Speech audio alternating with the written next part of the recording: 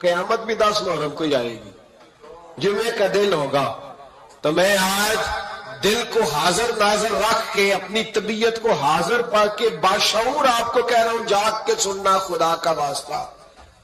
آپ اس جماعت سے تعلق رکھتے ہیں، اگر کافر کے سامنے اسلام کا کوئی چہرہ پیش ہو سکتا ہے تو صرف سنی کا چہرہ پیش ہو سکتا ہے، ختم ہو گئی بات۔ ورنہ کوئی صحابی کا بے ادب ہے، کوئی اہل بیت نبوت کا، آج مجھے کہہ لینے دو، کھول کے کہہ لینے دو۔ لوگ دلیلیں دیتے پھرتے ہیں، کہتے ہیں جی ایک وہ پینٹ کوٹ والا مولوی ہے، اس نے اینک بھی لگائی ہے، داڑھی بھی رکھی ہے، پینٹ کوٹ بھی پہنتا ہے، اس نے جی 1500 بندہ ایک دن مسلمان کر دیا، ایک دن 1000 مسلمان کر دیا۔ پر پتہ ہے وہ بدبخت کہتا کیا ہے؟ وہ کہتا ہے امیر المومنین یزید رضی اللہ تعالیٰ عنہ، میں کیا کروں اس کے 1500 مسلمان کو یا 2000 اس کے کلمہ اور بولی بڑی دلیلیں دیتا ہے، وہ دلیلیں سنبھال کے رکھے، وہ دلیلیں جو جی بڑے لوگ اس کے ساتھ ہوتے ہیں۔ تو کربلا کے موقع پر زیادہ لوگ یزید کے ساتھ تھے، زیادہ لوگ، ہم کثرت کے قائل نہیں، ہم حق کے قائل ہیں۔ ہم اب چھوڑ دو بات، دلائل کی طرف آؤ۔ عجیب تماشا ہے، اور ایک مولوی صاحب اس کی حمایت کر رہے تھے، کہتے نہیں بندہ ٹھیک ہے، وہ بھول گیا تھا، اصل میں قصور عبید اللہ ابن زیاد کا تھا، اصل میں غلطی عمر بن سعد کی تھی، تو یزید کو زیادہ الزام نہیں دینا چاہیے۔ میں نے کہا بڑی تمہاری قریبی رشتہ داری ہے یزید کے ساتھ، تو اللہ سے دعا کیوں نہیں مانگتے کہ تمہارا حشر یزید کے ساتھ کرے؟ مانگنی چاہیے نا دعا۔ کیا خیال ہے آپ کا؟ ہم الحمدللہ جمعے والے دن مسجد میں بیٹھ کے دعا کرتے ہیں، یا اللہ ہمارا حشر امام حسین کے غلاموں میں کرنا۔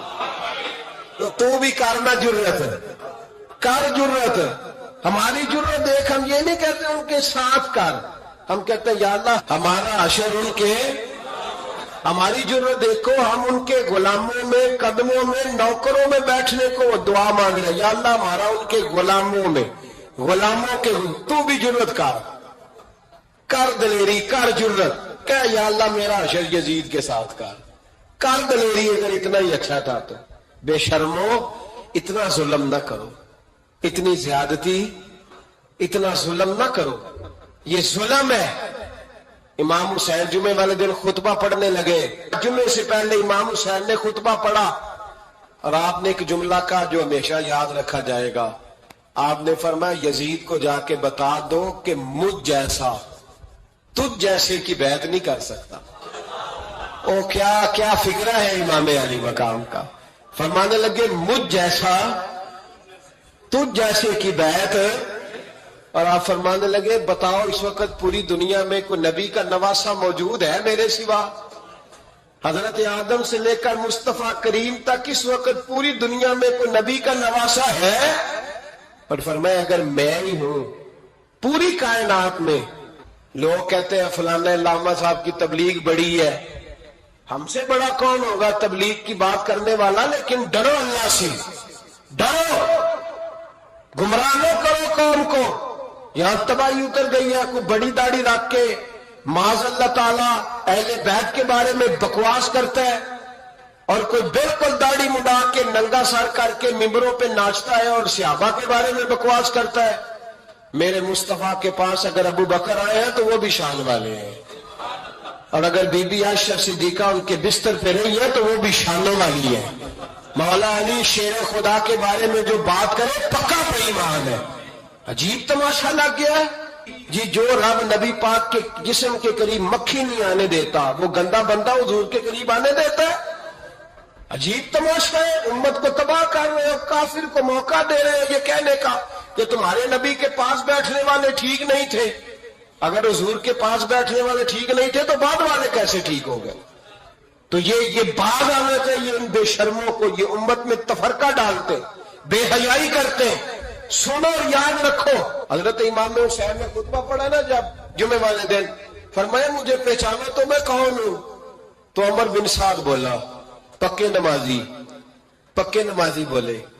عمر بن سعد کہنے لگا حسین جلدی کر، ہمارا جمعہ لیٹ ہو رہا ہے۔ بلے ہو نمازیو، جلدی کر ہمارا آئے ہائے کیا نماز ہے. یعنی نبی پاک کے نواسے کو شہید کریں گے اور شہادت کے بعد جمعہ پڑھیں گے اور نماز میں کہیں گے اللہم صلی علی محمد وعلی آل محمد. ان کو شہید کر کے قتل کر کے جمعے کا خطبہ دیا جا رہا ہے اور نماز پڑھی جا رہی ہے اللہم صلی علی محمد وعلی. تو میرا سنی بڑا بھولا ہے, کہتا ہے جی وہ زیادہ نمازیں پڑھتے ہیں. تو زیادہ نمازیں تو عمر بن سعد بھی پڑھتا تھا.